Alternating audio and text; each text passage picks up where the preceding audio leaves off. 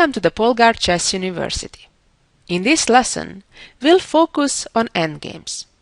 Remember how most of the lessons end with a jewel of the week. Well, this lesson is dedicated all to jewels. You may sometimes wonder that those beautiful endgames, do they ever happen in real games? Well, I hope this lesson will give you the answer to that. Let's first look at this position that came about in a game between Grandmasters Uboyevich and Walter Brown back in 1972. I suggest you first take a little bit of time on your own and try to study what should happen here, given that it is black to move. So it's black to move, and the question is, what would you do? Is black winning? Is black losing? Does the game end in a draw? I suggest you spend 10-15 minutes and then come back with your answer and compare it to what happened.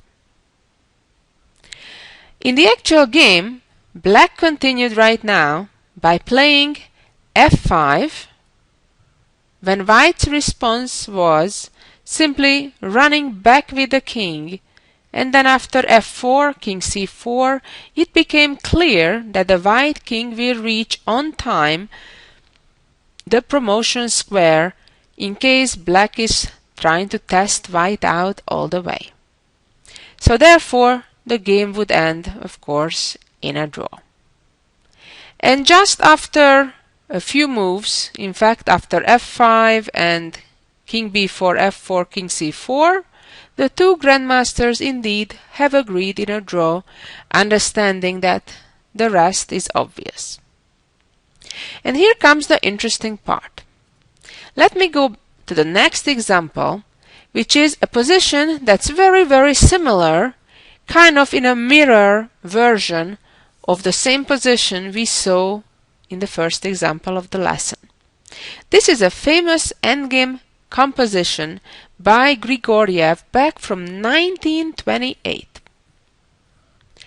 Had Grandmaster Walter Brown been familiar with this endgame composition, he could have actually won the game as black instead of settling for a draw. So let's look at this position now and see how white can win this position. It's pretty amazing that even in such a simple looking endgame with only one pawn each in addition to the kings, there are issues and there are tricks to be aware of. Again, just like in their game, if white immediately would try to push the f-pawn, the black king would arrive just on time to catch the white pawn before it would freely get promoted. The amazing quiet move and winning move is king d4. What's the idea of the move? Well, it obviously is to keep the black king out of its route in catching the white pawn by now playing king d5. Let's go back. So after king d4, what if black pushes the pawn? Remember, now the black pawn is more advanced than white's, so isn't actually black who is winning? Well, not quite. f4, b4, f5, b3, and now comes the important point, because if indeed white would proceed in advancing the pawn further and further, even though black promotes first, white promotes next, and the game will be an obvious draw. However, this is the key moment where white plays king c3, preventing the black pawn to advance, and now the black king is too far away to catch white's pawn, so therefore black's only attempt can be to try to aid the b pawn by playing king a3. And now, even though still the black pawn is that promotes first, the white pawn promotes with a check. And that is why it was so important a few moves ago to play king to c3 to force the black king to a3 onto a position so that when the white pawn promotes, it will be with a check. And the situation is rather unfortunate now for black, because if the king goes to a2, then white checkmates immediately. Or if the king goes the other way to a4, then the problem is that after two well-placed checks, the black queen is lost. Pretty amazing, isn't it? So now, after knowing this, let's go back to our game that we were examining first, Ljubojevich against Walter Braun.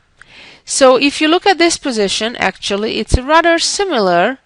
In fact, it's almost identical. If black plays the correct move, it is reaching actually an identical mirror image of the composition by Grigoriev. So now that you had that hint of how the Grigoriev endgame is winning, try to see if you can conclude what Walter Braun should have done here to win his game. And indeed, that move is to play king d5. So now we have an identical image of the Grigoriev endgame.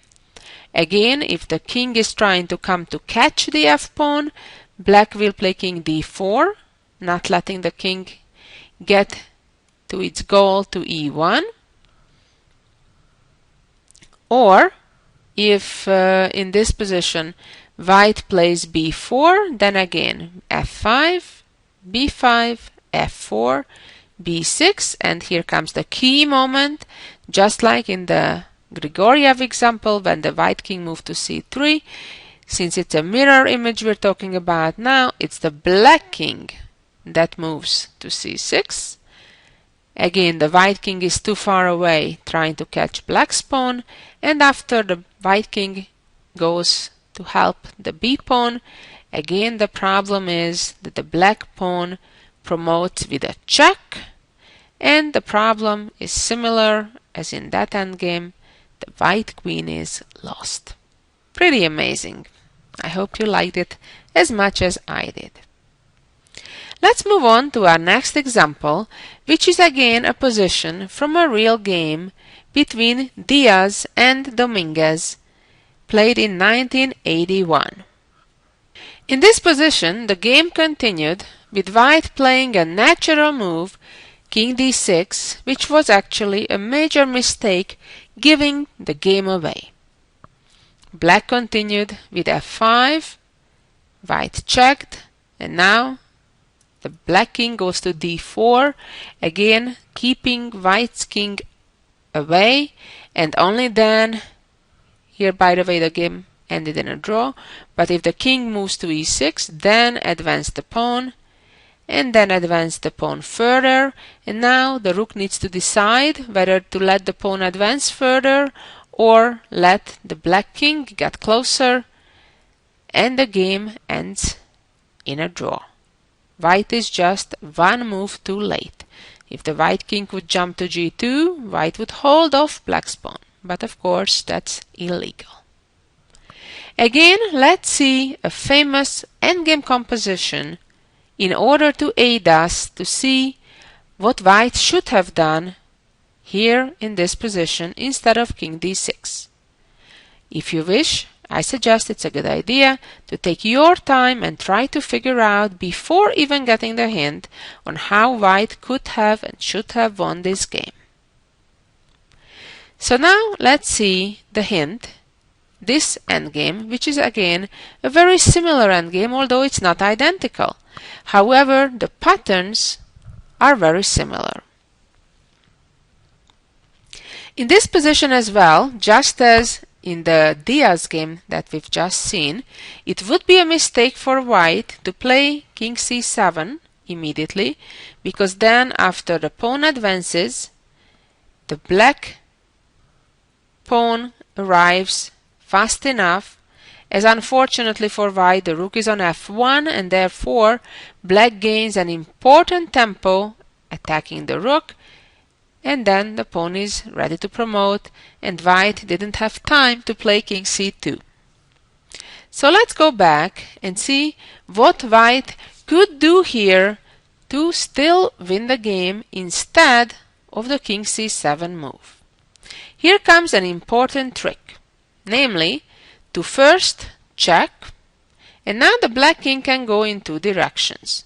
Let's first see what happens if the king goes to d3. Well, then white checks, and the black king now needs to move back on either side of the d5 pawn to protect it.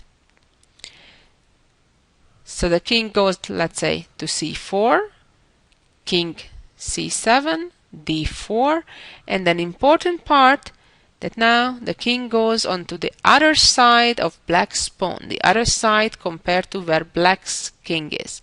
So king d6, d3, king e5, king c3, king e4, d2, and king e3, and it is game over for black. Let's go back again and see what happens if, on the other hand, the black king moves now to f3. Well, it's not very different. White will still play rook d1, just as if the king would be on d3, even though now it's not a check, but the pawn is again attacked, and therefore black has no other option but to protect the pawn. And now the king comes, d4, king c6, d3. Now we can see again that the white king is on the opposite side of the black pawn compared to black's king. It's very important not to try to come on the wrong side. So king c5, king e3, king c4, and just like we've seen in the other variation, white arrives just on time to timely attack black's pawn a second time, and therefore black is lost. Let's go back again to our previous example, where in the actual game white played king d6 and spoiled the game to a draw, but instead could have won. So with the ideas you've got from the endgame study that we just saw, hopefully now you already for sure can figure out how white should have won this game. Here the key move was, again, to give the rook check instead of the king d6 move. Rook e2 is the winning move. The idea is to play rook e1. Now, if black plays king f2, then white simply goes after the pawn, as the black king is too far from the pawn to protect it. So, after rook e2, king f3, rook e1, f5, and now king d6. King is coming real quick. If king f2, rook a1, f4, king e5, f3, king f4, king g2, check, f2, and again black is in trouble, the pawn is lost. Quite amazing. And now let's move on to yet another amazing endgame. Here we are. In this endgame, black has three connected passed pawns, two of which are very, very far advanced, and in fact all black needs to do is to advance the g pawn, and then either of the f or g pawns will get promoted. However, in this position, which is a game between Arulaid against Gurganidze played in 1955, white actually resigned, even though the game was adjourned, which means in old days games weren't finished in one sitting, but oftentimes after 4, 5, or 6 hours of play, they have stopped the game, they have so-called adjourned the game, given each side time to have dinner and possibly to study the position, and then come back later that day or the following day or sometimes the following week to continue the position. Those times are gone, and chess, I think, became more exciting in that sense that it's more fair that no outside help can be used during a game. However, in this game, even though white had the time to analyze the position and then continue the game, simply resigned instead, thinking that the situation is completely hopeless. And yet again, I'd like to go back to a famous endgame study to draw some important ideas. Let's look at this endgame that was composed by Moravec back in 1924. In this amazing and famous endgame, white does a complete chase of the black king. Here is the important pattern that's worth remembering. White simply keeps chasing black's king with eternal checks and sometimes with simply threatening checkmate. Now, of course, the rook is about to checkmate, so if the black king goes back to b8, then the checks continue, or after king d8, the threat to checkmate continues by white simply shadowing, following black's king. King e8, king e6, king f8, king f6, king g8, and now no more shadowing, because if king g6, the black pawn promotes with a check, and it would be game over for white. So therefore, the checks continue, and the check again, and after king h6, rook a8, the checkmate threat again in the corner. If king h5, king f5, and yet again the checkmate threat continues. There's nothing that black can do to improve his position. The game is a draw. Quite amazing. Let's go back again to the game that we were talking about here first. And had white been familiar with that endgame study that we just saw, without doubt, they could have figured out how to save this game and half a point. So in this position, similarly to the Moravec endgame, white should have played king d6, threatening checkmate. Now if king c8, then check. If the king is trying to escape on the queen side, first bunch of checks, and then again threatening to checkmate. Remember, here white is in a better situation than in the previous endgame because black isn't even ready yet, trying to promote his pawn. Black still needs to first play g2, and only after that would be ready to promote one of the pawns. In the meantime, black is busy defending against the checkmate threat. If king a5, king c5, king a4, king c4, king a3, king c3, king a2. Now it seems that white is in trouble, because if the rook moves, then g2, on the rook moves on the first rank, I mean, or if the rook moves up to on the b file, then the f pawn will promote right away. However, still white has nothing to fear. White should play here rook f1, a very important move. Now the g pawn cannot advance because then black will even lose after rook takes pawn with a check and then taking the second pawn in a row. The black king, of course, cannot move because if king a3, then rook checkmates in the corner immediately. So black has no other choice than to advance the h-pawn. Although, I have to say, it looks like a dangerous choice because now black connects the third pawn as well, and the white rook is in a very passive position, doesn't have any obvious way to continue threatening checkmate or check, so therefore white needs to come up with a different game plan. and that is playing king d3, h4, and simply coming closer to the black pawns. And here, just on time, giving up the extra rook for the black pawns, and now the white king catches black's last pawn just on time and then captures it on the next move. Well, what did we learn from all these three endgames?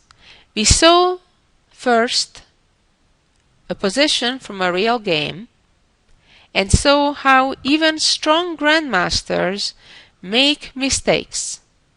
And we saw an endgame composition that related to each of the three endgame positions from the real games.